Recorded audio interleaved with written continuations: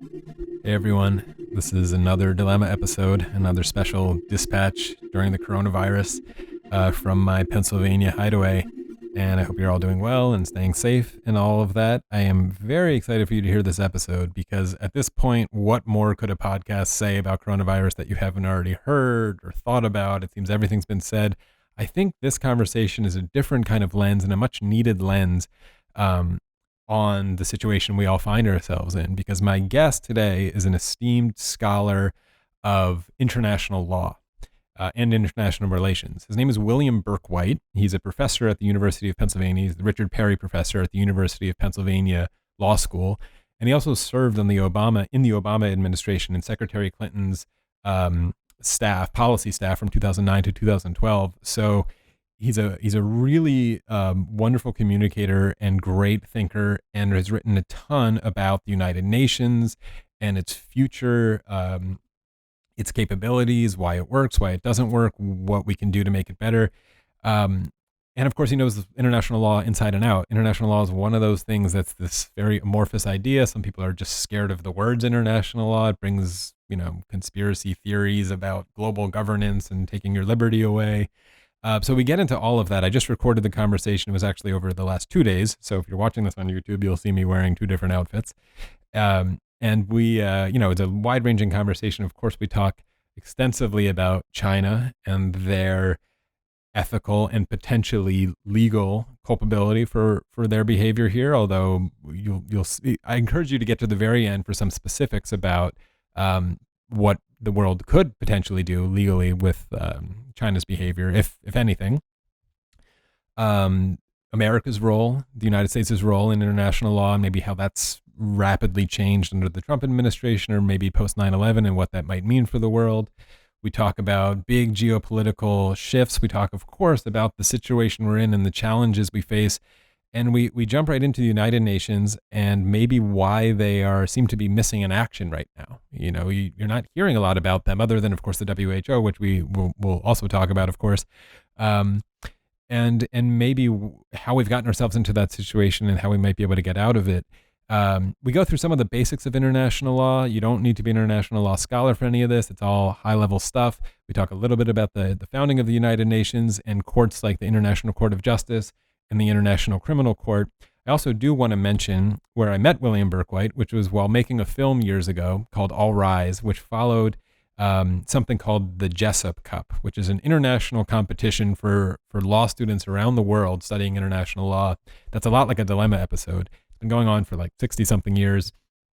And a fictional fact pattern goes out to every law school in the world at the same time, that describes a conflict between 2 fictional countries. It's different every year. That's always really fascinating and interesting. That gets into, refugee stuff or climate stuff or cultural heritage, all sorts of fascinating things, border disputes. And then the students around the world argue and argue the case of the fictional countries in front of judges, and it's a competition. So the best teams around the world end up coming to Washington, D.C. and competing in this kind of very American Idol-esque competition for international law nerds. That's where I met William Burke-White, because he's involved with that group, and of course helps judge. And it's a fascinating conversation. I hope you enjoy it. I hope you're all staying safe and well, and enjoy this, again, surprise episode of Dilemma. I don't know if I'll be making another one during coronavirus. We'll just have to wait and see. Thank you for doing this. I hope your quarantine is going okay. It's a strange time for all of us, but I'm healthy and have a full fridge, so can't complain. Yeah. So I've been eager for this conversation because I have so many questions. So I'll say this in the intro, but I first started thinking about and getting interested in international law when we crossed paths on a former film that I made. And since then, I've been, let's call it like a connoisseur a bit of ICJ cases and reading through, just keeping an eye on the court as a court watcher. An international law nerd all of a sudden. Yeah, but I don't know what I'm doing, and I don't it's not the thing about international law and why I think it meshes so well with what a lot of this podcast does is it feels very familiar to philosophy, because it feels oftentimes that international law is going through an elaborate kind of structure in order to come to sort of a resolution that then sits there, and you're still not even sure how to apply it, which frankly feels very familiar to a lot of philosophy conversations where you have these long conversations to come to some like moral nugget, and then you're like, now what? And Yeah. honestly, if you look back at the history of international law, it really derives from moral philosophy.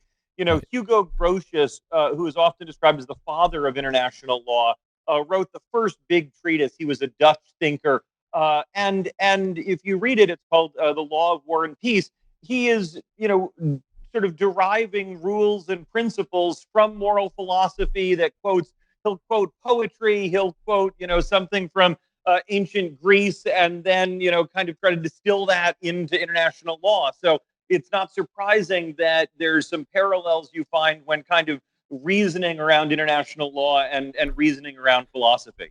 Yeah. So here we are in this middle in the pandemic. So I'm gonna ask some questions that might sound stupid, but like the first one is sort of, and you tell me, where is the UN or international law right now? They don't seem to be that present. Yeah, What's happening? they're totally missing in action. Yeah. You could imagine, and it's a fun mental exercise, a very different response to this crisis that started with China signaling early on what they were dealing with, the UN jumping in, the World Health Organization playing a major role, the G20 actually organizing a global stimulus. But international institutions have been totally lacking. And we can talk about why, but there's populism, nationalism, Yeah. lots of gridlock.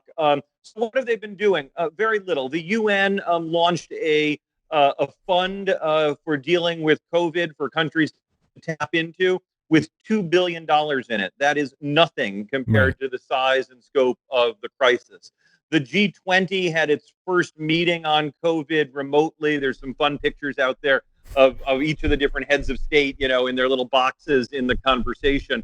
But it was unable to reach an agreement. And the WHO the World Health Organization has met a challenge bigger than it's ready and able to deal with. So we've seen almost no action in international law and international institutions in response to the coronavirus. Yeah. Let's back up even further to the foundations of this thing of like, what is international law? I mean, it's a dumb big question, but give me your conception. I have a lot of quotes from you in papers you've written as like a defender of this idea, but it's so amorphous. So yeah, what is it even? So, international law is essentially a set of rules of the road for how the international system should operate, created by states. States make those rules through their own agreements and through their own behavior over time. You can think about it as kind of a coordinating mechanism to make sure that states do what they have committed to doing. And international law is ubiquitous, even in a time of pandemic. If you send a postcard from the United States to Spain, or maybe you're shipping some N95 respirators to Italy, those are getting there because there is an international legal agreement called the International Postal Union that commits states to, when one country's stamp is on the letter, they still deliver it, and vice versa. Or when you fly, or when we used to fly across the world, the fact that your passport would be accepted when you got to Switzerland is based on an international legal agreement. It's also involved in higher level kind of politics, whether it's a negotiation of a nuclear agreement with North Korea, or an economic collapse in Argentina, where states have made commitments to one another through this mechanism of international law. Yeah. So the word there, I'm going to jump to sort of the kicker, as always, the great enforcement problem of international law. You've written about it before and used a term that I like, of a compliance pole, that this kind of framework or this structure of the UN creates a kind of almost free market compliance pole that you're gonna do what you said you did. But the question everyone always asks about international laws, of course, is well, if you break it, well, now what? There's no international police who are going to come enforce so, let's just jump right into the enforcement problem, because we could talk about China in a minute, but yeah.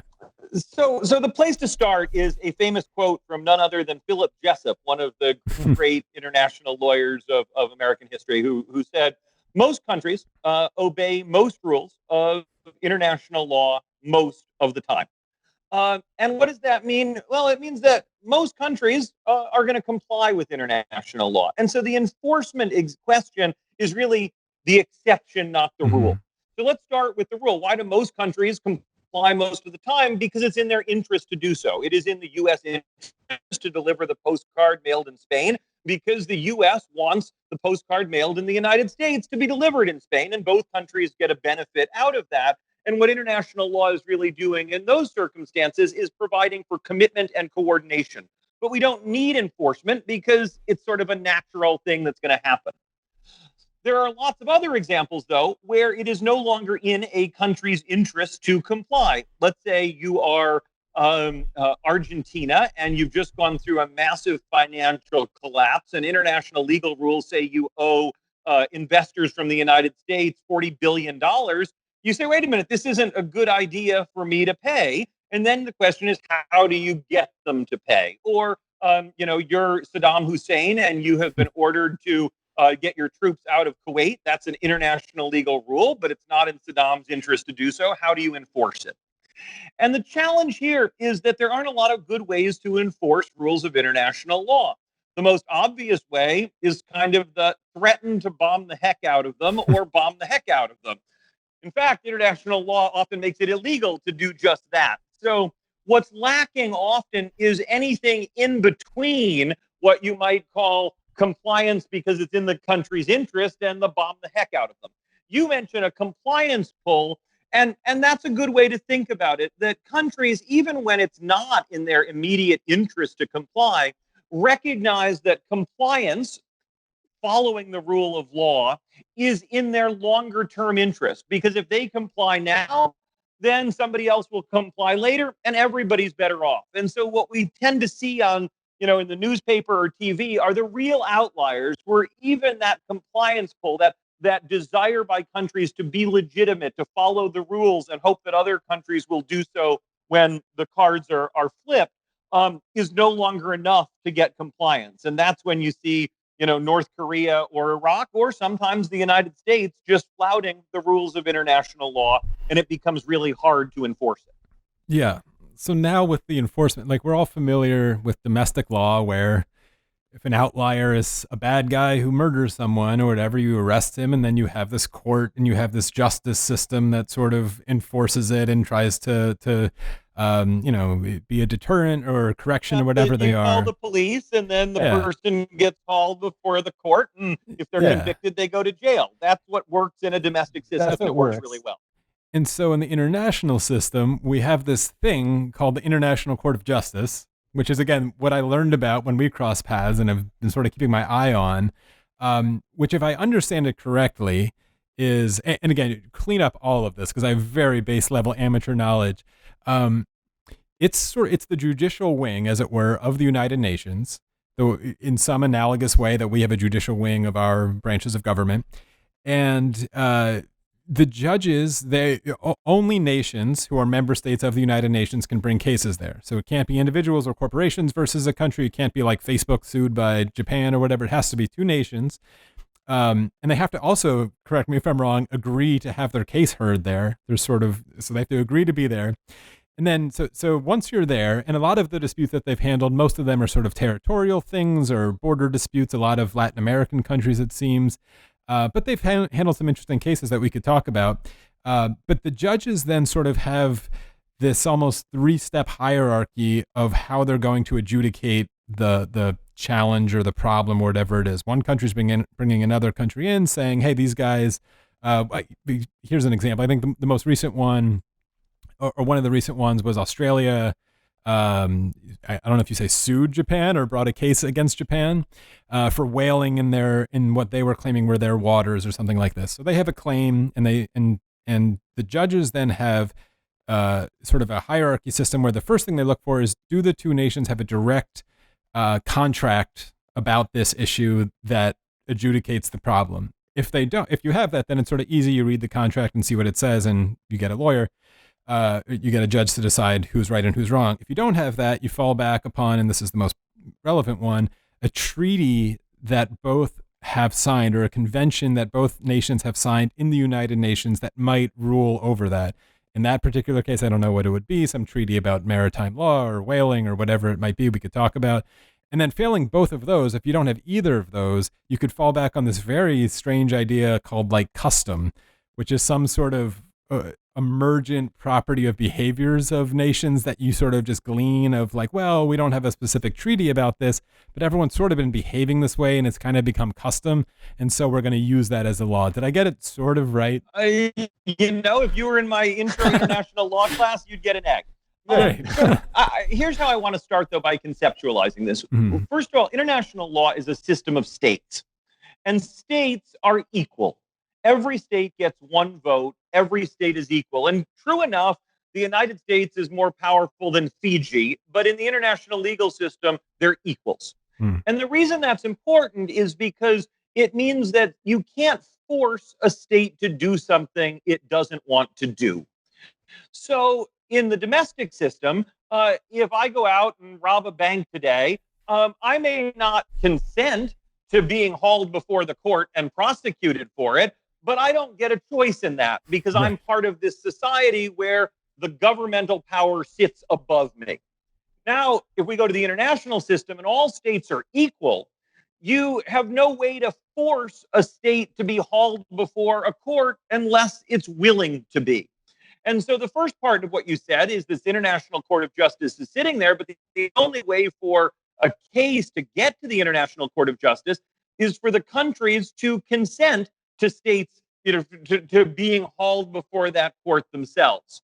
So you do see cases that get to the International Court of Justice, and often, you mentioned they're often border disputes, and there's a reason why that is, because countries are more likely to allow a case to go to the International Court of Justice when they care more about clarity and resolution than they do about the outcome itself, right? So let's say you're on a border dispute between, pick any two countries, and you don't know exactly where the border is, but everybody knows they'll be better off. I think like Chile and Peru have had Chile and Peru have done this. Bolivia and Peru have lots of countries have done it, right?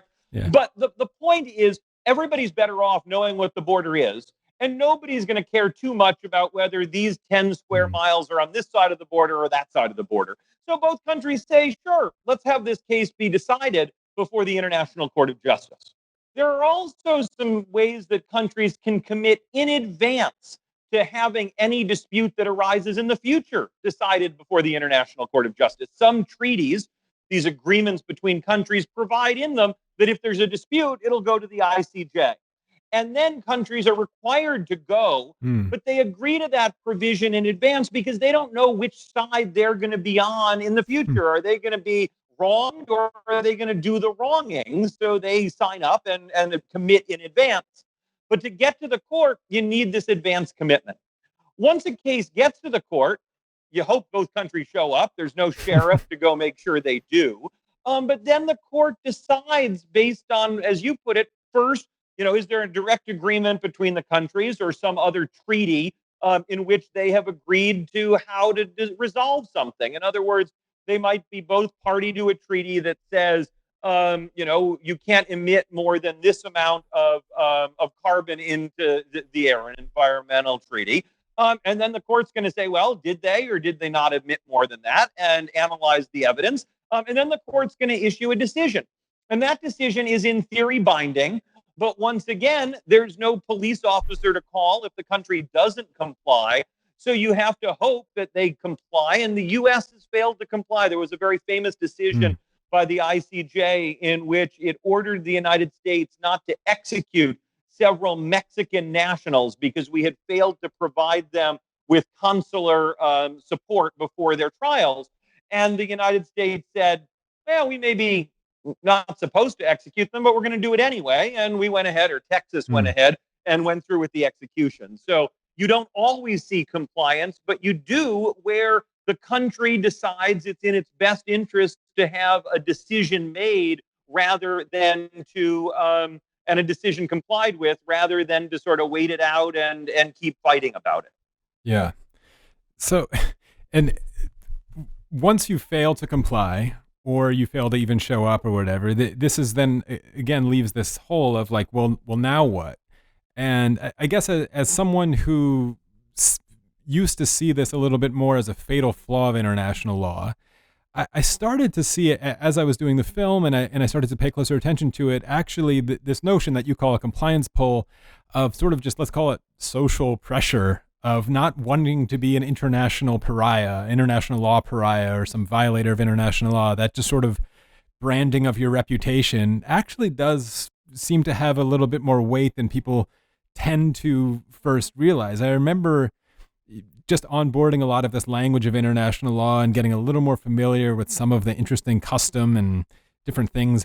And then it happened to be around the time that Putin and Russia, again, this will be a legal term, but either annexed or took or invaded or whatever legal term you put on it, took Crimea. And I remember, of course, everybody calling out, this is a violation of international law and he's a pariah and all this. And Putin, in his defense, was as much as it may have been a bullshit argument, and you could tell me about it, was even trying to employ and use the language of international law in a way to defend himself. And just as sort of a counterfactual point, we could talk about sort of the original charter of the UN and all this. Of course, it was born out of the ashes of World War II and a hope to never go through that pain again. As difficult as the situation in Crimea is, and there is death and bloodshed, I have to imagine that generally in history, that kind of, let's call it an aggressive land grab, is much, you hate to call it peaceful, but more peaceful than previous land grabs of earlier centuries. And I have to give some credit to that, to the mitigating force of even someone like Vladimir Putin caring a little bit about his international reputation, which tends to maybe go with your argument. Yeah, so the first thing to say is countries care a lot about their reputations. Reputation matters because in the future, you need to trade on your reputation, right? Who's going to enter into an agreement with Kim Jong-un at the moment, right? If he says, sure, I'm going to get rid of my nuclear weapons, do you buy it? No, because North Korea has a reputation for not keeping its word. Canada, on the other hand, has a pretty good reputation in the international system and is much more likely to be able to get some other country to make an agreement with them because they have a good reputation. And countries recognize, and there's a lot of scholarship about the value countries place on their reputation. So oftentimes countries will comply with something just to maintain that reputation so that it can be useful to them in the future. Yeah. The Putin point is a really good one. And you said this very well, which is to think of international law as a language through which disputes can be fought and hopefully resolved. But in the Crimea, the legal rule at stake is one called self-determination. And it basically is a rule that says that if a people has been people who share a common language and national origin and ethnic identity has been oppressed for long enough and hard enough, they have a right to choose their own form of governance going forward and to join another country if they want to. And the Quebecois in Canada, for example, at one point you've heard of, they had a referendum, they wanted to have a referendum to exit Canada. And there was a case before the Canadian Supreme Court invoking international law. And it came to the conclusion, no, you Quebecois, you haven't been oppressed, right? You're part of Canada, but you're not oppressed. Compare that to a country like East Timor, which had been a first Portuguese and then Indonesian colony. And the East Timorese people were oppressed horrifically, ethnic cleansing and every other imaginable bad thing done to them. And they invoked this right of self-determination and eventually were able to break free and become their own country. And East Timor is now a country. So that brings us to Crimea. And what we saw in Crimea was that there is a Russian minority that lives in Ukraine. And the first question that one has to ask is, were they oppressed? And They maybe had a few rights that were not as fully realized as would have been nice, but they weren't being, beaten, killed, and have their homes burned down. So probably that group didn't have a right to self-determination. But let's even assume they did have a right to self-determination. Then there has to be an independent process for them to have a referendum and choose whether, what they wanted for their future. In comes Vladimir Putin, who, as a smart lawyer, Vladimir Putin was a senior member of the St. Petersburg Law School faculty at one point. He's a very smart lawyer, and said, wait a minute, there's an opportunity here for me to exploit. I can say that I am going to invade Ukraine or invade Crimea, not as an outside invader, but to help the poor people of Crimea, the Russian nationals of Crimea, achieve self-determination.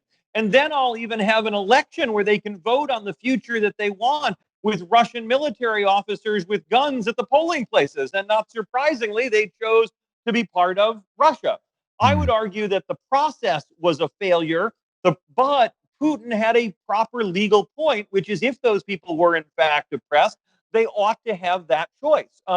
And so the dispute revolved around international law, but two very different framings of how you would apply the rule that's somewhat clear to the confused facts of Crimea. And obviously, Putin and the Ukrainians had very different views about how you would apply the rules in those cases. Yeah, there was some sort of like emergency. I don't know what the treaty would be, but there's a little bit of like if your neighbor is going through an emergency, you sort of have a get out of jail free card, international law wise, where you could go take care of the problem first and then go like ask the international community. Like if Rwanda's having a genocide next door and you go in when you're Uganda or something to try to calm it down, you could do that unilaterally and claim like it was an emergency. I don't know if Putin was trying to, yeah. Yeah, it's tricky. If you're acting in self-defense, you can do that. So in other words, if Canada invaded us, we would have a right to go act in self-defense against, Canada. Or if Canada was threatening to invade us, we might be able to act in preemptive self-defense and do it. One of the tricky parts, even in a genocide, is the traditional rules of international law say no. You're not allowed without the authorization from the United Nations to go in and act. And given that the United Nations is politically gridlocked and getting approval from the UN is so hard, in Libya, the U.S. got permission from the UN to go in and to try to stop Muammar Gaddafi from, an ethnic cleansing in Benghazi. Then comes Syria, and the UN was unwilling to give the U.S. that authorization. And so U.S. action in Syria would have been illegal. Now on to the current situation at hand. Pandemics and international law, I imagine, is a huge topic to study. I've been reading a lot of fascinating history about it. And what was it? This thing I've been reading is fascinating. International Governance of Global Health Pandemics. I think I sent you this article with just an incredible history that went back to the 1800s, where France first started really worrying about like, hey, we need some rules about cholera coming across our borders. And they started playing around with some quarantine ideas that may have been mandatory. It took like 40 years for them to get their first, it seems like, piece of paper written. But where I want the punchline to be of this is like, can Italy sue China right now? Can they claim like, hey, can they, of course they would never agree to it, but drag them into the International Court of Justice and be like, look, you violated X, Y, and Z. You can tell me if those X, Y, and Zs even exist. And this is a violation of international law. And, again, what will come out of that with is a slap on the hand for China and hopefully a reputation black eye. But where are we with that? The history of pandemics is fascinating with international law. And what can we do, if anything? Well, let's take these two in sort of separate bites. The first is around the sort of rules of international law governing global public health. And it's not surprising, actually, that public health is a very fertile space for international law because countries have common interests. And international law works really well when countries have common interests. So coming out of some of the health crises of the 19th century, and then certainly coming out of the Spanish flu era, countries realized they were all going to be better off if you could quarantine disease, if you shared information so one would know where it was coming from and so forth. And not surprisingly, lots of different treaties over the years got agreements around them, and then eventually the establishment of the World Health Organization to try to coordinate some of that. What we saw, however, break down in many ways during the COVID crisis was countries, rather than necessarily seeing the global benefit of shared information, transparency, and rapid action, were much more likely to look at their own national self-interest first. And that's going to be one of the long-term lessons of the coronavirus. Obviously, international law cannot keep the coronavirus from spreading, just like guns and bombs can't. But it did create a set of rules that, if they had been properly invoked by China early on, might have both put other nations on notice as to how bad the coronavirus was sooner, and allowed for more effective quarantine within China. And of course, quarantines bump into other legal rules, like rules about human rights. And one of the scary things of the coronavirus is that none of us resist when governments tell us to stay home or not do this or not do that in the name of the coronavirus. And so it's not to say that the right answer would have been an absolute quarantine of China and of Wuhan, but the rules were there. They weren't very well invoked. There were mechanisms that would have triggered much earlier on a declaration of a pandemic emergency by the World Health Organization. Over the years since SARS and MERS, the two earlier coronaviruses that broke out of China, more early warning mechanisms were put into place through the World Health Organization that really weren't very quickly and very effectively triggered. I think the crisis could have been much more, I don't want to say mild, but we might well have done a better job containing COVID if those things had been done. And countries would have, at the very least, started preparing earlier for what was coming. And maybe we'd have enough masks in the national stockpile. Those triggers didn't get sounded early enough. And nobody was listening when they were triggered. So is China to blame for that? Let's talk ethically, and then let's talk legally. It's still too early to know. We don't know what data China actually had. We don't know whether China doctored the numbers or whether the Chinese government was bureaucratically inept. The data that is coming out of Wuhan now suggests that the death toll was much higher. But we do know that early on, the Chinese lied to the world about, they said, oh, no, it's not transmissible between humans. Turns out it's pretty transmissible between humans. They said, oh, it's not very infectious. Turns out it's incredibly infectious. They provided numbers of cases that look to be inaccurate today. I can't tell you why, and I don't even know whether they were inaccurate, right? The numbers out of New York are probably inaccurate because some people are dying in their homes and never getting counted, and other people had a sniffle and didn't get sick at all. And so there's a lot we don't know. Ethically, however, if China misled the world, falsified its numbers, and therefore the world didn't pay attention soon enough, if China failed to sort of blow the warning whistle when it needed to, I don't want to say China is at fault for all of COVID. It was going to get out of China eventually. We live in a globalized world, and you might say globalization is equally to blame. But they bear an ethical burden if what seems to be the case was a lot of reporting that didn't go up the chain of command very well, and a culture of authoritarian rule where nobody wanted to send bad news to Beijing. Legally, it's far more complicated. The mere fact that China's failure to warn and notify might have been prevented or could have prevented, certain financial and human death tolls doesn't make them legally responsible. We need to, first of all, figure out, was there an actual legal rule that they breached? And to do that, we need to go look at the treaties themselves that say, here's what you're supposed to do in one of these cases. And we would have to go and look, and I don't have the data, and probably nobody does right now, and figure out, did China actually falsify data that was prevented? Did they fail to meet a reporting requirement? Did they apply political pressure on the WHO that led the WHO not to analyze the data in certain ways? If they did those things, as opposed to just were bureaucratically inept, then they might have their legal, they may have committed an internationally wrongful act, right? Breached an international legal rule. The next question you'd have to ask, though, to hold China responsible in a court like the International Court of Justice is, have they consented to be hauled before the International Court of Justice? And I think of international law sometimes as a little bit of a game of chess, because you've got a lot of moving pieces on the table and you got to figure out, which piece to move.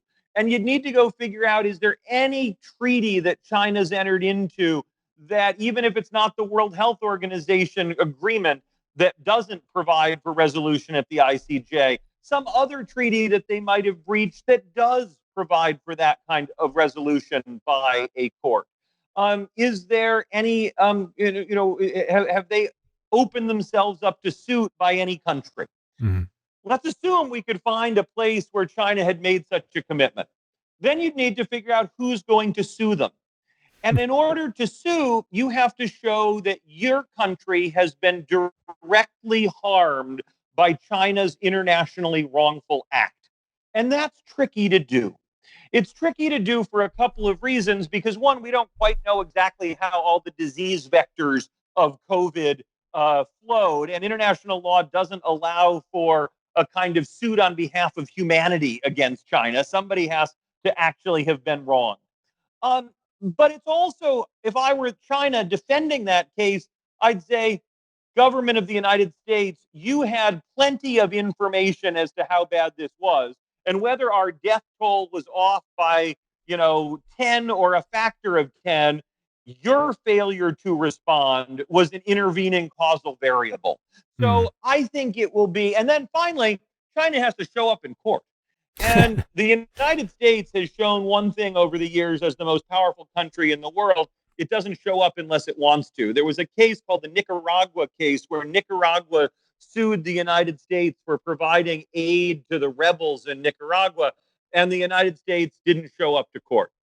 A couple of years ago, the Philippines sued China in front of a different tribunal, one that deals with the law of the sea, and China didn't show up to court. Yeah. So I would be highly, highly surprised if China showed up to court. Yeah, me too. So on that topic, how, to sidetrack just a tiny bit of the structure of the UN, how did China end up with a permanent seat on the Security Council? This might just go back to like World War II kind of stuff. I know they get veto power over a lot of things because of that. Yeah, so, the Security Council was established in 1945 when the UN Charter was signed, and the five victorious powers of World War II, France, the UK, the United States, and the Russia, Soviet Union, and China got seats. And it was truly a matter of who had the most power. And at that moment, it's, China wasn't really the kind of world power it is now, but it was also the most powerful country in the Asia Pacific. And there was a little bit of geographic, we can't just have Europe and the United States represented. Though for most of the early history, however, China's seat in the UN was actually not held by the Beijing government. That seat was at one point, represented by Taiwan, and this goes through China's revolutionary history internally. And then in the 1970s, China took that seat. Beijing, China took that seat. Today, it makes obvious sense that in a body like the UN, where power determines who has seats, China should have a seat. You could ask whether France or the UK should have a seat, but it comes with a veto, which means that China does have the authority to veto a Security Council resolution. One of the reasons you asked it earlier on, why has the UN been so absent? Well, to the degree that China is partially to blame for this, they would veto any Security Council resolution that was in any way condemnatory of China. Yeah. It's kind of depressing. I wanted to read for you some of your own words that you wrote, I think now 12 years ago, maybe more. It was in a. It Always was, dangerous when you get your own words thrown back at you. Bring it no, on. I think you sound great and prophetic, so you'll like it. But this was in a debate that I think you did. As a side note, I think you did it while under a mosquito net in northern Uganda, a place that I happen to have a little experience in, and you were doing it by writing. But it was in part of your closing argument. The debate topic was, is the United Nations still relevant? And this was again 2002, I think, or six, I think, when this little debate was happening. But you sort of closed your final remarks with a flourish in your opening remarks with this paragraph. Whether international law seeks to regulate the internet, respond to global warming, combat international terrorism, or address pandemic diseases, the exclusion or defection of only a small number of states may well render the broader enterprise of legalization worthless. A handful of serious polluters, a few safe havens for terrorists, or even one epicenter of disease outbreak may well undermine an otherwise global legal regime. The UN, with its broad reach, its all-encompassing membership, and its agenda-setting potential, may well be the best and perhaps only hope for developing universal legal regimes that can effectively respond to these new challenges. So that was well, you. I guess I called it on pandemic disease in 2006. So, the thing about the UN is it is the only way to make, and again, you have to go through the Security Council and create a rule that binds every country. And, I referred in that quote to lots of what I would call collective global challenges in which you need every state at the table. If the United States, or in this case now, I guess it's Brazil, that's refusing to think of COVID as a real threat, COVID breaks out there and then it comes back to get us. Similarly, in climate change, if China wants to pollute or India wants to pollute or we want to pollute, the climate's going to change for everybody. And so, when you need to coordinate truly on a global level, you need the UN. And I think we'd have been all better off if in December, the UN passed a resolution mandating global quarantine. COVID might not have gotten out of China, and we wouldn't be waiting to see which governor of which US state decides to close restaurants on which day. And we'd all come out of it sooner, and we would have lost fewer lives and less money. So the UN is particularly useful where you need this kind of coordination. The problem, of course, and this is more true today than it was in 2006, is political gridlock. In 2006, if the U.S. wanted to do something and get a resolution passed at the UN, we were probably going to get it done. Whereas today, if China isn't on board, good luck. And I think one of the reasons that the UN has been so quiet on this is that political gridlock that comes from China's newfound power. Yeah. So let's talk about China, because you're an international relations scholar as well, not just the legal side of it. This will relate to it all, of course, but with the compliance pull and sort of this, it's in your own interest to play along nice here. Maybe it was the U.S. flaunting international law in your view for a long time, and maybe we still do, because we're like the biggest, baddest kids on the block. We have all the weapons and the toys. So what are you going to do? Really attack us? That was sort of our stance, and it sort of worked. It's like, it's in our interest. You could quiet down. Is there an economic kind of manufacturing monopoly that China has on the world that sort of plays the same role that I just described for the U.S., where it's like, hey, what are you going to do? Boycott China and give up all of your cheap stuff in Walmart that you're all addicted to? Are we facing a kind of similar?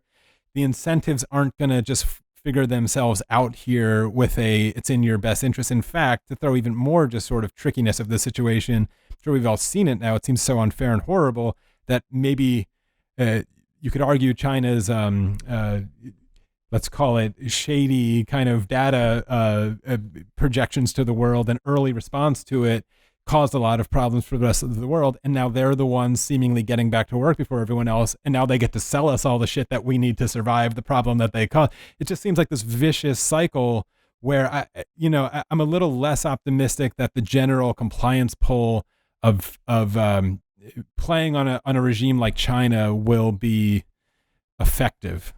Yeah, and in some ways this moves us a little bit from international law to kind of foreign policy more broadly, but it's a really important question. One of the unknowns from COVID so far is who is to blame. by that I mean who will be in the memory of history blamed for the coronavirus. We think back to World War One, and we blame Germany, and World War Two, we blame Germany, and World War, every big crisis, somebody's to blame. And China may well be to blame here. That may be the lesson of history. There's another lesson of history that globalization is to blame. There might be another lesson of history that humans' interaction with the natural world is to blame, or national governments generally are to blame. And I say that because I think China is at a moment where it is desperately trying to now launch a kind of global public relations campaign. I saw some photos out of Italy the other day of street signs, street posters of China reaching out an arm, that's painted with the Chinese flag, and delivering masks to Italian doctors that's clearly paid for as part of a Chinese propaganda machine. At the same time, other countries are realizing just how dependent they had become on China, and they aren't liking it very much. And one of the big things that COVID has done is disrupt global supply chains. And we realize, wait a minute, why are all our masks being manufactured in China? And I think countries are going to start rethinking how vulnerable they are along their supply chains. We watched this happen in energy. The countries in Eastern Europe that were solely dependent on Russian energy have started to say, wait a minute, can we build an alternate pipeline? So we have two sources of energy, and we're seeing more and more of that. So I think China is going to be in a really tricky position in terms of trying to maintain its global commercial dominance as countries realize that there are national security or public health reasons to diversify their supply chains. And particularly if China is ultimately blamed for this, then countries may be even more willing to develop alternate sources, to manufacture at home, and to limit China's ability to control through its supply chain centrality. Yeah. It's almost there's almost an analogy of Saudi Arabia's oil that, for so long, if you wanted to condemn them as a human rights violator, which seems very easy, it's like, why was that politically difficult? And obviously it's, well, you need their oil. You need their oil. You need and the United States, now we produce a lot more of our own shale gas, at which point we don't have to be quite so nice to Saudi Arabia. We're being nice anyway, but that's a Trump question, not an oil dependence. And it does seem maybe that less oil dependence on Saudi Arabia has, we could argue about the causes of it, but been some sort of force for at least surface level liberalization policies in Saudi Arabia. They might see the writing on the wall of, hey, people don't need our stuff as much. Maybe China will see some of that, but it seems, it's interesting. I don't know, back to the international law question, if the UN or an international sort of stage like that will be the place to make these speeches or do this kind of enforcement, or this is going to happen. I guess it's a bigger question about, you mentioned globalization could be to blame. I don't know the story that's going to come out of this either way. To do some future forecasting here, do you think the UN and bodies like that are going to get stronger because of this, or are we just losing all sort of trust in those kind of processes? It's draining away. Obviously, a ton of people are making noises about the WHO, and they're sort of in bed with China and unable to do their jobs. Are we marching more towards a globalization world, or what does even globalization mean after this? So, the history of the coronavirus is still being written, and we don't know where this is going to come out at the end. But if you asked me today, I would say, unfortunately, it's not that we're going to become more globalized and the UN is going to become more important. And here's the simple reason why. We have all changed our identities to be much more local than global. Whether I'm sitting here in Philadelphia subject to one governor's rules and somebody sitting in Texas is subject to a different one. We watched the EU fail to respond to the coronavirus as the EU, but rather Italy do this and Spain do that and Germany not help either of them. And so we're seeing a move toward localism and nationalism right now. However, the bigger lesson of the coronavirus in many ways is what I said back in that piece in 2006, which is It's a global problem. And if we manage to get rid of coronavirus here in Philadelphia, it's coming back at us unless we solve the problem in India too. And so perhaps there will be a recalibration after the health crisis of the moment starts to subside, where we start to see the need for a global solution. And that's where I think international law and international institutions could really step in. Yeah. So it's almost like I mean, it's a little depressing, right? The UN sort of was born out of the pain and anguish of a world war so terrible that everyone decided we can't do that again. Is this just, are you sort of making the case that this is just not enough pain yet for people to go through, where they're like even kicking and dragging towards that UN assembly hall? Be enough pain, but the question is, what's the lesson we learn from that pain? And that part still hasn't been figured out. Yeah, but doesn't it seem the science doesn't care about what lesson we claim we learn? Like you said, the problems you wrote about. Science doesn't care, but politics does. And the science has to be strong enough and compelling enough for us to put our gut political reaction, which is the turn inward, aside. Let's talk about China and what they are currently doing, what they have done. We've already sort of set aside the, let's call it, the impossibility of a court like the ICJ really handling it, because it has to be voluntary and they're not going to go there. What do you sort of forecast the way China is going to be dealt with, or vice versa, deal with us and the rest of the world after this? What do you see coming? Do you see speeches at the UN sort of castigating their role in this thing? Do you see a resolution banning wet markets? Like, just put on your sort of wizard hat and tell me what's coming. So what's coming in the U.S.-China relationship is actually starts 10 or 15 years ago. And what we've seen over the last 10 or 15 years is the rapid rise of China as a global power. And if you think back, 15 years ago, the U.S. really was able to drive the international system on its own.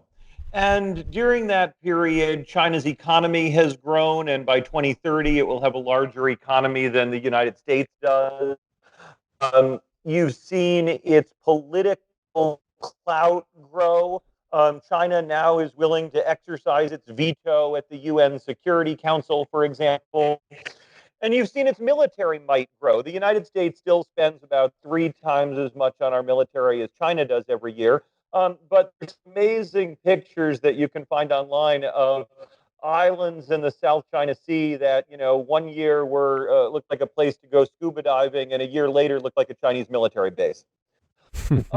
So the question we have to ask is, how does COVID alter what was already a trajectory of a rising China, greater global influence of China, and a relative waning of U.S. power in the world? And we don't know is the answer to that. It is too early at the time we're recording this podcast, and probably for another year or so, to really know how the COVID epidemic shifts China's economic trajectory, because fundamentally it's an economic story, and how it shifts ours or Europe's. If you look right now, you might say, well, China's rise is going to be accelerated by COVID. Why? Because China contained the virus faster, they're turning their economy back on, and we're still in the midst of a shutdown. And China's authoritarian system will be more able to quickly turn pieces of the country off when need be because of a virus, and that they will do better economically, and that we will have longer, slower recovery. And maybe China will have a larger economy than the United States in 2025, not 2030. That's one likely scenario. There's another scenario, though, that is actually that this is bad for China. And that scenario starts with the fact that some people, many countries, may blame China for what happened. Not just because the virus originated in a wet market in China, but that China's authoritarian system failed to flag to the world how bad it was and failed to sort of get the response going. And that many countries may recognize the vulnerabilities that having their supply lines all start in China creates for them. And they may start to diversify. We already saw some of that from the trade war. We'll see more of that because of COVID. Um, Coupled with a deeper questioning of the Chinese system itself from within. As people Mm. start to say, wait a minute, how was our government this dysfunctional and this bureaucratically problematic? And that's and then you hope that the U.S. and Europe recover quickly and democracy works and all of those things. And you might actually see China's relative increase in power in the world decline, and more countries start to be afraid of China. So I think we don't quite know yet. And Mm. ask me again in 6 months, and maybe we'll see some data. But there are some things that we do know. We're not going to see lots of speeches at the UN where countries are criticizing China. We might see a resolution to shut down wet markets or to better deal with nature come out of the UN, because China can frame that as not just about them. But countries are dependent on China, and Mm. they're afraid of China. And so we're not going to see, just like we didn't see a lot of speeches criticizing the United States, other than maybe by Fidel Castro or something, at the UN during the period of American global hegemony. What we're more likely to see is subtle and quiet distance China or rebalancing against China if ultimately blame starts to fall on China. That's more likely to occur with a U.S. company changing its supply chain, or Vietnam being more reluctant to let China dock at its ports, or to resist more its power and territorial grasp in the South China Sea.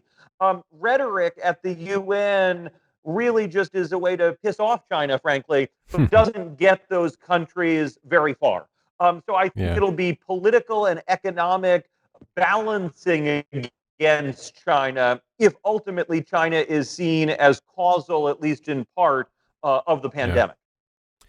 So to shift this to sort of a broader lens in a way, I don't know if you get this thrown at you ever, or you have in your career, because you've climbed quite high into the governmental ranks and all that. Um, this word globalism scares people, and there's a whole sort of branch of conspiracy theory minded people who just the word, it gives them these totalitarian images in their head of a global government coming in and stamping out your freedom and your liberty. And, it sort of taps into America in sort of a Second Amendment kind of fervor of you're not going to, it's this. Have you encountered that? Do you think the world is dealing with a lot of that? I don't even know where we take that if we decide, and this is sort of a big if, that this sort of a Yuval Harari point, the author of *Sapiens*, who I reference often, has been making a lot of sort of comments that pointing to the kinds of things you brought up in that quote that I read back to you from your debate years ago. We're faced with more and more of these kind of challenges, and it just seems that the solution is a framework of a kind of global cooperation. Maybe that's a nicer way to say globalism, but global cooperation and coordination. And we're just going to have to get there one day and figure out how to do it. If we decide that's pretty good analysis and we're going to have to do it, how do we overcome the kind of branding problem that something like globalism has? Clinton, who you worked in her office, gets branded by that section as sort of a globalist scum and all this kind of stuff. How do we overcome that? How do we possibly turn that around? Or are they right? Yeah. So I would start by saying we need to think about what globalism really means. And I think, to think about globalism as the fact that we're all in this together. When the first photos of Earth were sent back from space, they caused this mental shift to say, hey, we're all on this little green and blue planet together. And that there are challenges and problems out there that can only be solved or addressed at that level of we're all on this little island floating around in the universe together. And COVID is one of those, frankly. That's a far cry from saying we have a global government and that there is a global parliament somewhere that makes decisions for us. It's also a far cry from saying everything about the globalization of the last, 2.5 decades is good. Globalization, the idea that our economies should be fundamentally intertwined with free trade and everything else, brought along its share of problems. It left a lot of people behind. It wasn't always well designed. But fundamentally, so we have to separate out this idea of globalism from global government from globalization. Mhm. I also think we have to recognize that globalism also comes with a need for localism. That our identities of who we are defined in part by being on this little planet floating around in the universe together, but also are in part defined by the block of the city I live in and religious organization I'm part of Mhm. and who my mayor is. And I think one of the things COVID has done for many Americans is we know our mayor's names better than we used to. And we look at Andrew Cuomo as a governor and say, oh, wait a minute, governors actually do something. Europe's an interesting test case of this because Europe had been moving toward a common pan-European idea of the EU, and COVID has led to a lot of different policies in different countries and this sort of renationalization. But I think part of the way we avoid the political backlash against globalism is this balancing of identities and not saying that we have to forget who we are as a family or who we are as a Mhm. local unit. I walked down the street in Philadelphia last night and waved at some neighbors who were cooking in their window, and that made me feel good. And I was on a Skype call with a friend who's a minister in the Chilean government at the same time as I was waving Mhm. to my friends who live down the street. And that we can balance those identities at once. International law and institutions may be part of that globalist identity, but that's one of many. The other thing I think we have to do is we've got to fix the problems of globalization. It is Mhm. easy for people to sort of mix in their head globalism and the factory down the street is closed and the jobs have moved to China. Those things don't have to go hand in hand if we get globalization right. And that means a globalization that does a lot more to protect American workers, or if you're listening to this in the UK or somewhere else, local workers. It means getting human rights standards and labor standards and environmental standards built into trade agreements in a way that we didn't for a long time, precisely because we recognize the importance of both the global and the local as we design a kind of governance structure for the future. Yeah, that's really well said. And then to push on one point that might be more philosophical, but also very a political challenge, um, it we're sort of at mercy of the threat that we face and the nature of the threat that we face. And in some ways, it just crosses off certain kinds of responses or behaviors. So I'm thinking, for example, trying to mix this like global coordination at the mercy of the threat we face with local kind of identity. If I'm getting this correctly, I'm pretty sure I remember some of these details correctly. When the Ebola outbreak was really at full force in Liberia and West Africa, um, and we were trying to get a handle on that, and sort of global organizations in that in particular instance, I remember the UN having a much more sort of in your face presence than it does now, and it may just be a function of the local governments there really weren't functioning so well. But one of the big challenges they faced was exactly what you just talked about, of this mix of global coordination and global cooperation with local identity. And the Ebola virus, different than the coronavirus and COVID that we're seeing now, spreads rapidly through bodily fluid of sick and dead people, dying people. And one of the challenges that they face is there's a cultural practice in Liberia of when a relative dies or a loved one dies, you actually leave the body at home and you spend time with the body. You kiss the body, even you wash it, you bathe it, and it's a very like deep ritual for people. And one of the major backlashes they were getting was people thinking that this was some global government coming in and stamping out their way of life and their cultural practices, when really, of course, the intention was just, no, we're trying to save your life, and that dead body that you love in your kitchen is actually killing all of you. But it rapidly led to sort of these rumors and conspiracy theories in the ghettos and the slums there, which greatly derailed the thing. And it was almost like the global presence there and the coordination, which was well intentioned, forgot to bring along sociologist and the psychologist in order to figure out how to effectively communicate this idea. And now this might be a particular American challenge, our fetish for liberty and sort of cowboy freedom and don't tread on me, which has fueled a lot of the great sort of progress of this country, now seems to be somewhat at odds with someone telling you, you know what, you actually have to stay home today. And I don't know if that's a problem we've ever sort of figured out how to overcome, but I don't even know if I have a question. You just sort of framed the challenge perfectly of globalism and localism. Yeah, given the specific threat. Yeah. I have a couple of thoughts, and the Ebola outbreak is a really good example of this kind of imperialism of we have the right answer and you better follow it, or we're going to tell you what to do from 10,000 miles away. And I think there's two, and since you talk a lot of philosophy on this podcast, I'll throw two philosophical concepts into the mix. And the first is subsidiarity. And subsidiarity is the idea that governance, wherever possible, be done at the level closest to the governed.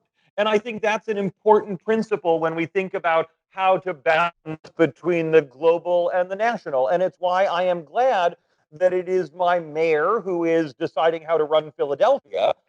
But subsidiarity has to give way when the policy solution isn't working or where the issue can't be dealt with at that level. And it's why I'm kind of pissed off, kind of understatement of the year, at the US president for not imposing a nationwide lockdown at the moment.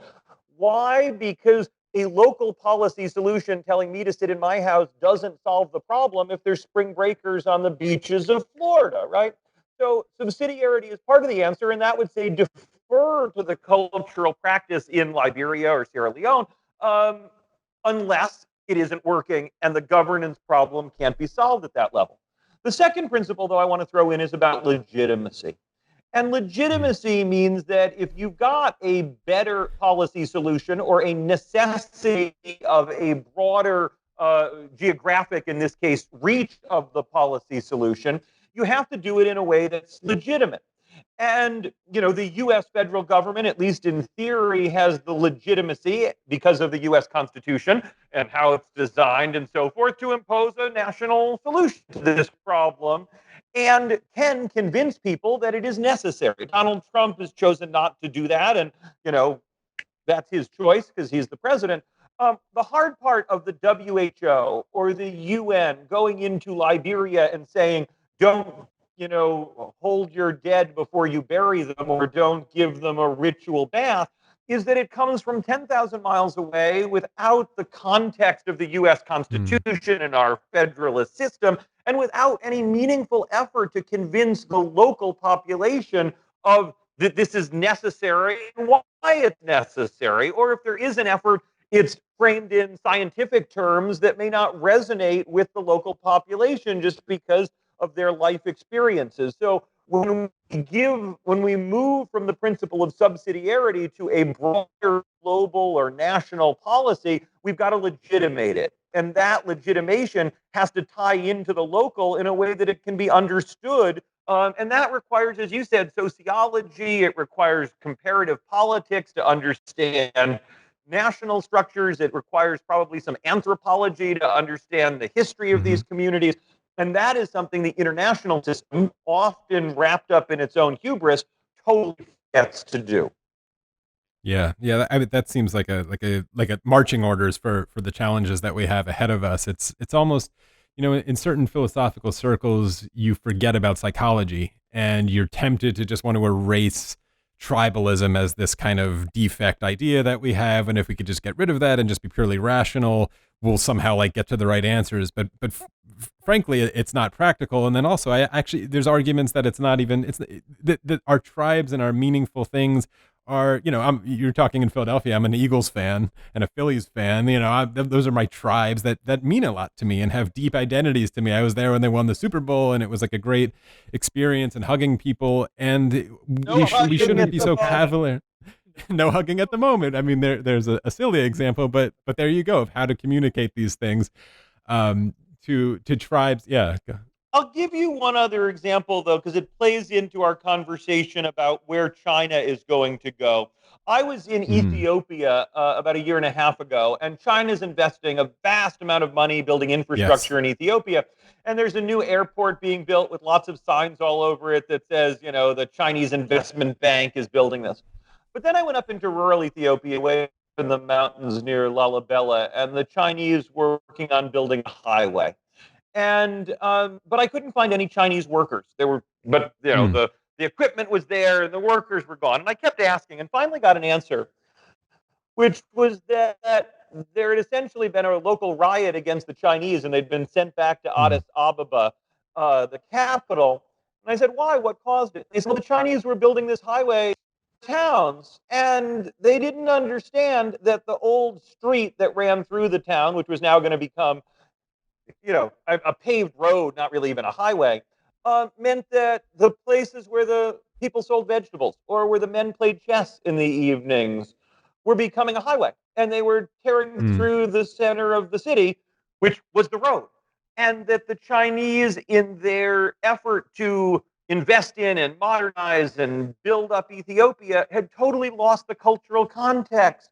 You couldn't pave Mm-hmm. over this road because that's where the life of town happened, not where cars went zipping by. But it's again this example of if you don't understand the local and try to impose the global, you're going to fail. And it's a challenge international law has at the same time because feels like an externally imposed set of rules that often neglect or don't try to understand the local context of the community in which they will ultimately apply. Yeah, there's a whole other conversation and maybe a whole other podcast we should do about China's move into East Africa, which is fascinating. It's just a part of the world I have a Fascinating lot and of a little experience as scary at the well, same time.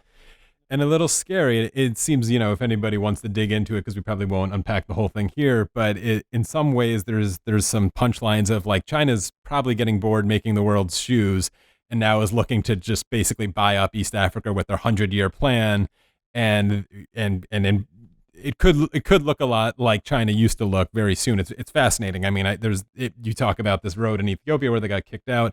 As a quick anecdote, I was filming a little bit in western Uganda where they also were building a road, the Chinese, and now there's this totally abandoned Chinese village that used to house a bunch of Chinese workers. And I think they had worked out a deal that 50% of the workers would be local and 50% would be Chinese. This also got into African corruption because the 50% local were all from the tribe of the president. It goes on and on and on. I mean, it's a mess, but now it's this like amazingly weird, burnt out, just used to be a village of Chinese workers and it's been gone for 3 years and stripped away. I mean, what's happening there? Again, set it aside. Fascinating question, but to shift it back to sort of the UN and to talk a little less about China and a little bit more about the United States to end it on that conversation because um, I'm curious when we were talking earlier about the compliance polls and the general mutual benefit by participating in international law and keeping your reputation intact. It seems to me that the United States, as sort of, let's say, post World War II, Europe was in shambles. It was sort of just us and then the Soviet Union, and then they collapsed, and it was sort of just us for a while. And yeah, and in that situation, as sort of the world leader, as it were, by default, and we were sort of wearing the coat of that comfortably at sometimes and uncomfortably at sometimes, depending on our mood and our president and whatever it was. It's one of those situations where, with international law, it seems like we didn't have to really play nice with international law there. It's one of those where you're saying it's sort of a voluntary system. We were stepping into that arena to a certain degree. I know we were the guys who weren't signing a lot of the treaties. We were that name who just refused to put our name on a lot of it. But we were in the arena and sort of playing nice, and even let's just be callous about it, letting other countries come to New York and give these railing speeches against us and against America. And we sort of, like gritted our teeth, but let it happen. And we didn't really have to, it seems. But there seems to be there was a message to the world that America doesn't really have to be here, but they're still here to a certain degree. And it seems that that is a kind of, I don't know, signal to the world of a leadership or a willing participation, even when it's not perfectly beneficial for you to allow it. That China seems to have a very different attitude towards, where and now again to bring it back to America, it seems that we've stepped away from that role very rapidly, maybe in a post 9/11 that's led to a Donald Trump world. We've stepped away from that role of being a world leader or participating in this international system because it doesn't benefit us anymore. At least that's the message from the Trump administration and sort of this populist movement. Do you is that sort of like, lens even accurate? And what is the worry there? Is somebody going to step into that void? I keep seeing China saying they don't really want to step into that void. They don't think the world needs a leader. Is Russia stepping into that void? I can't imagine doing the counterfactual and playing how this COVID thing would have worked out if America was in a very different mood at the time and maybe 9/11 had never happened and we had a different kind of approach to global politics. I don't know. The void is being felt in a way that it's hard to grasp because it's impossible to know what would have happened. Maybe I just expressed you my anxieties and worry about a world where we've stepped away and we're not sure what's going to step in place of us. Yeah. So there's two parts of what you just talked about. One is our stepping away, and another is sort of what comes next. And the first thing to think about in terms of our stepping away is the recognition that being a hegemon, the most powerful country in the world, shaping and building institutions is hard and it's expensive. And we've invested since 1945 lots of money, lives, energy, and resources building institutions like the UN, the WTO, the list goes on and on. And part of building those is that sometimes when you calculate the payback, you don't see it.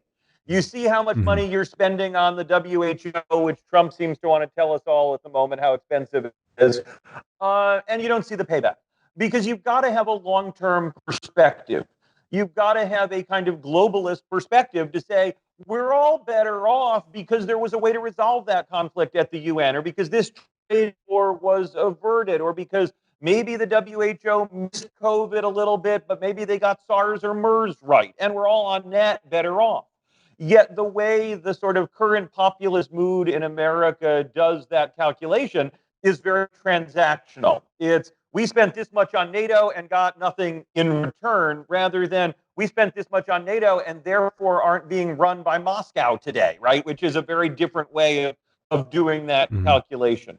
Ultimately, any way I calculate it, it's worth it to have invested in those institutions. And particularly where we've already made 75 years of investment in those institutions, it is worth it to continue the incremental investment because on net, we're better off because of them.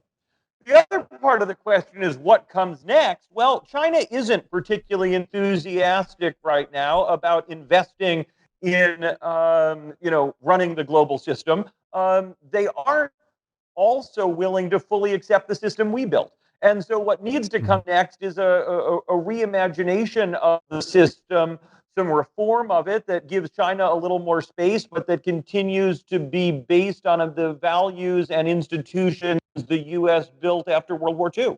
They need to be fixed so they don't leave as many people behind in trade agreements and so forth, but not thrown out completely. If you wait long enough, China will have no choice but to step in and play that role, because they'll realize, just as we should be realizing, that if COVID spreads to the developing world and nobody's doing anything about it, it's going to come back and bite us in the behind when we're not looking 6 months or 6 years from now. But the problem will be that those institutions will be ones that China designed, that China led, that China fundamentally shaped, and we probably won't like those as much as we like the ones we built 75 years ago. And so walking away isn't just saying let somebody else do the work, it's let them design the order.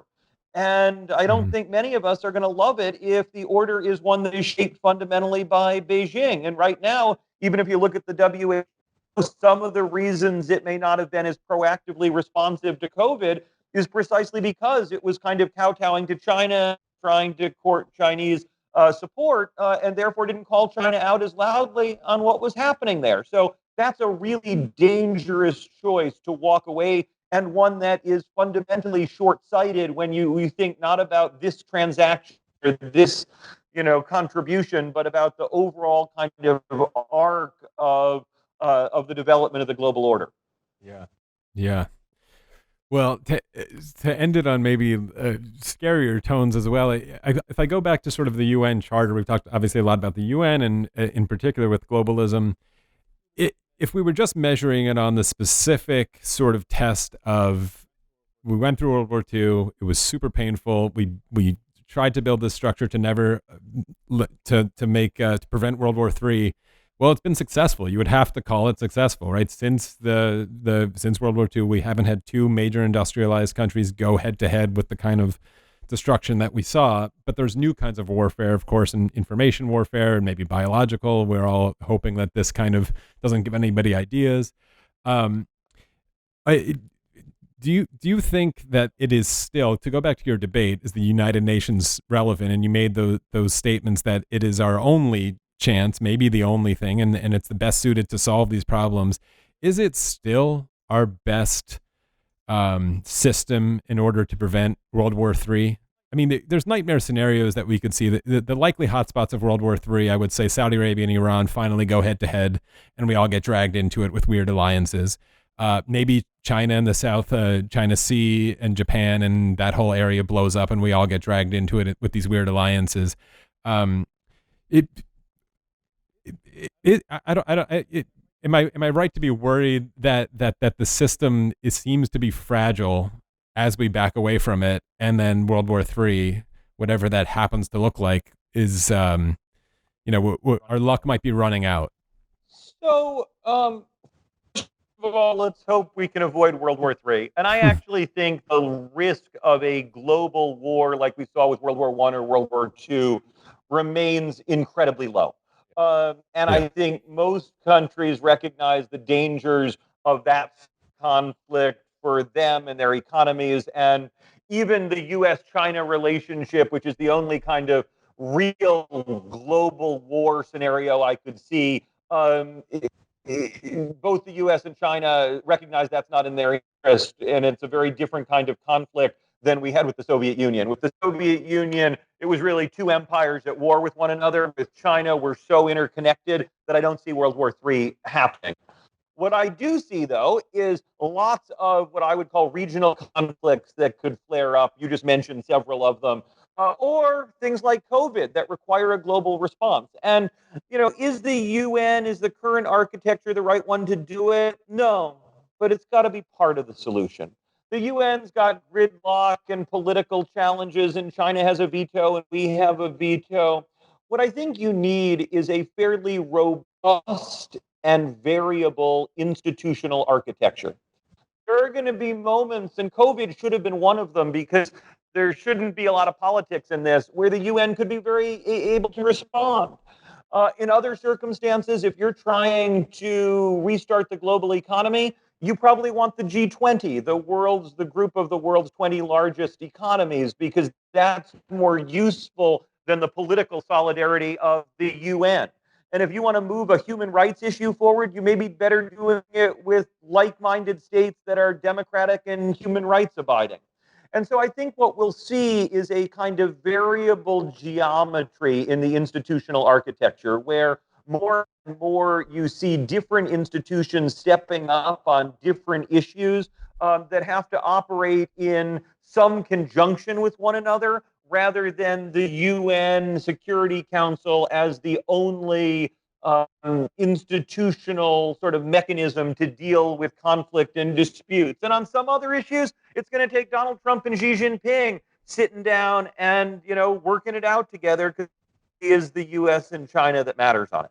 Yeah. Well, there's one other topic that I mentioned that we didn't get to totally cover on basics of international law. I don't even know if it's worth going into it now, but sort of, it seems the punchline as we go through this is we're waiting for the story to be written. We'll see what comes out of it. We can't sue China. Nobody can really effectively sue China right now. Italy is, out of luck there, which is basically because the ICJ, the International Court of Justice, is a voluntary system and they'll never go to it. It's just not set up to do that kind of thing. And that it's hard to prove that China is responsible in a legal way for what happened. Yeah. They're clearly ethically responsible, but whether they're legally responsible, and you'd have to dig through a lot to try to build a case to prove their legal responsibility. And look, if some country called me and said, could you write a brief that made that argument? Yeah, I could write the brief, but it's not a slam dunk case. Yeah. And then the International Criminal Court, which people know about, the ICC, which is a little more familiar, is also just totally not an option. As far as I understand it, the ICC has only ever successfully tried African warlords who were sort of ousted, and everything else has been set up by like a special tribunal, like after Serbia or Yugoslavia. That's basically true. They've just started an investigation in Afghanistan that would actually include conduct by U.S. forces there. So they're trying to move beyond this vision of an prosecute Africa court, but they've got a long way to go. Yeah. But, I will say there are some other fora that you might think about bringing a case against China or otherwise. One of them is something called ICSID, the International Center for the Settlement of Investment Disputes. And if you were a foreign investor, company X, Acme Corp, opened a factory in China, and your factory went bankrupt because China's policies around COVID changed, you might be able to bring a case against the government of China for the value of your factory and your lost earnings. These are based on another kind of international legal agreement called investment treaties, but where countries make promises to treat their investors fairly. I could see some cases being brought against China. They may be able to get out of liability because of the emergency situation that was going on in China. But we shouldn't think of international law as only the ICJ. The ICJ, this court in The Hague, is one of the places that international law gets resolved. But fundamentally, the greatest power of international law, in my mind, is as a political and diplomatic tool. To go into a meeting with China and say, you breached international law by not notifying the WTO, and look at what's happened in the world because of it. How do we make sure that doesn't happen again? Or the WTO didn't do something. You go to the head of the WTO and say, you had a legal obligation to do this. Law is a powerful tool in diplomacy, in conversation, in institutional reform, even where it can't get to a court and be firmly arbitrated. I didn't kill anybody when walking down the street today, not because I was worried I was going to get sent to jail, but because I knew I didn't want to kill anybody. And, we want to get to a place where legal norms get internalized and countries follow them because they're the right thing to do, rather than just because of a distant threat of being tried in The Hague. Yeah. Well, that probably wraps it up for now. I'm very curious where this all... Yeah, Kevin, it's fun. It's fun to do this. Sorry, Jay, it's fun to do this together. And if you want to do a follow up at some point down the pipeline, happy to do so. Yeah, no, I would absolutely love to. And if people want to find your work, mostly you're right. You write very prolifically in journals and still academic journals and stuff. I mean, I do a lot a lot of blog type stuff that's more readable at the Penn website at Penn Law, or I'm a fellow at the Brookings Institution, and my website there links to a lot of more kind of publicly accessible stuff I've written recently. Yeah, well, it's fascinating stuff. So thanks for I don't know about settling my mind, but sort of giving me a better scope of sort of where this whole thing can go. And in the meantime, I guess just stay safe. Keep your fridge stocked. Stay inside, and hopefully we can circle back when the world looks a little different. Yeah, cool. All right, thanks, Bill. Take it easy. Have a good one.